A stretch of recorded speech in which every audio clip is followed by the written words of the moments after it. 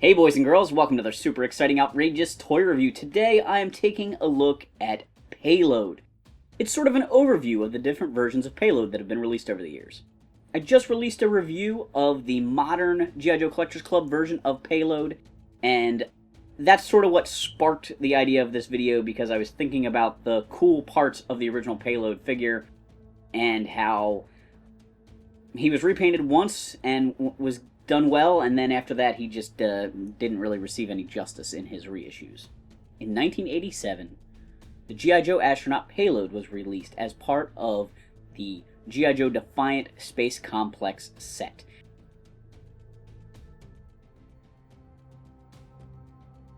Space Complex included a space shuttle, a booster rocket, and a crawler gantry vehicle for launching it. It came with two action figures, Payload to drive the Defiant, and Hardtop to drive the gantry. Similar to the USS Flag aircraft carrier, this was an amazing vehicle/playset and did not come with enough crew. In 1987, you had one astronaut. There were two vehicles that could go into space, plus the man maneuvering backpack for him to do spacewalks outside of the spacesuit. So everybody else that was going for a ride on the Defiant or its booster was just a basic, regular soldier. There just wasn't any other astronauts. That first Payload is gorgeous. Dressed in white and silver with a little bit of orange and black details. The suit looks very high-tech, but yet has enough realistic elements from space, from NASA, to feel like the real deal. He does a great job of matching that Hasbro G.I. Joe feel of real-world items, like real-world military, or in this case, real-world space travel, with a little bit of sci-fi elements, just a little extra technical detail to really make him pop. One of the coolest things about this figure is his removable helmet. Great looking astronaut face underneath, really cool bubble domed helmet that snaps on nice and tight. I just think that really is the selling feature on this. 2 years later, in 1989, Payload would be repainted and reissued featuring a white and yellow color scheme. The Defiant, just the main shuttle piece, would be reissued as the Crusader, slightly retooled. This was a great opportunity for Hasbro to recoup some money from the tooling costs of the original set, as well as get this amazing toy in the hands of some kids.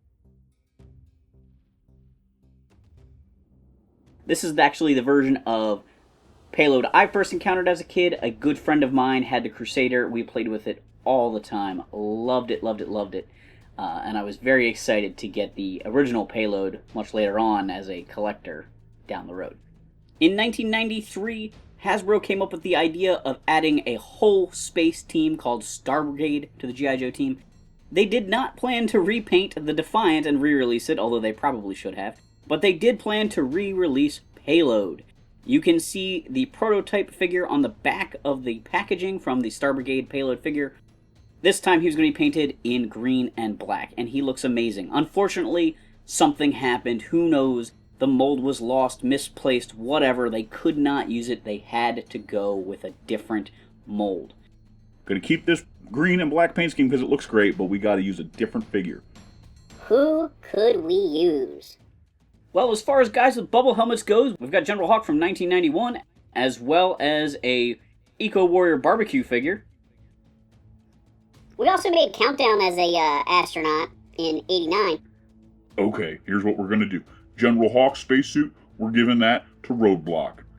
To infinity and beyond! Countdown is getting repainted as Countdown. And we're just gonna have to go with this Eco Warriors barbecue as Payload. Nobody will notice. Yep, that's Payload.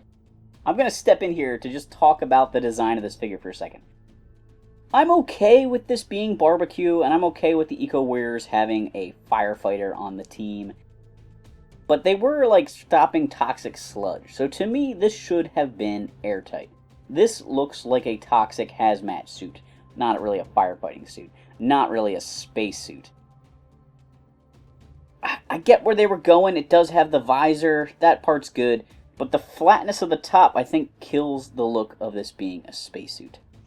Nah, it's awesome. In fact, we like it so much, let's re-release Payload 3 different times using this mold. Green and black, blue and black, white and red. Beautiful.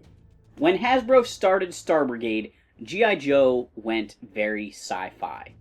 No longer were they making astronauts that looked just like the NASA astronauts with that original payload. So I have some ideas of molds that were probably around that I think would have looked better than barbecue. If you really want to up the sci-fi level and you want to have aliens in space and laser guns in space and G.I. Joe in space and ridiculous stuff in outer space, why not Snowstorm? Snowstorm looks much more high-tech. His helmet looks equally as much like a space helmet as barbecue's. You know, it looks more durable, the whole suit. He's got like an armored chest plate, the big clunky boots.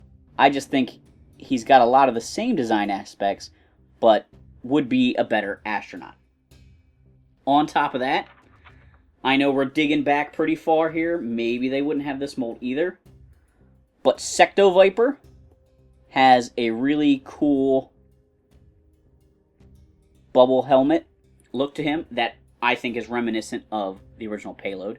I think he would look great in the black and blue, black and green, or white and red paint scheme. I think they could have put just about any Joe head underneath that dome that they could find laying around, and it would have looked as much or more like payload than barbecue did. My final suggestion, I know his mold was around because he was a brand new figure that year, would be Long Arm. This guy was originally supposed to be part of the Drug Elimination Force, but was released as just a regular Battle Corps standard Joe figure. He's like a bomb squad guy. It doesn't look exactly like a spacesuit, but it's a domed helmet. It looks, to me, just as good as barbecue. Maybe if you put the barbecue arms and like feet on him, so he had a little bit more of the space boot, space gauntlet look, and a little bit slightly different parts, I think he maybe would have been even better. But I think his helmet is 1,000 times better than barbecue's because it's removable and it looks like a domed space helmet. And also, I think the fact that he doesn't have a holster hanging off his hip looks better. That holster for a pistol just, I don't know, doesn't really work on an astronaut for me, personally. Through the process of making this video, I've identified the fact that I'm somehow missing a loose white and red payload in my collection. Gotta start hunting for one of those or find another card one I can pop open. So that is sort of the overview of all the different versions of Payload.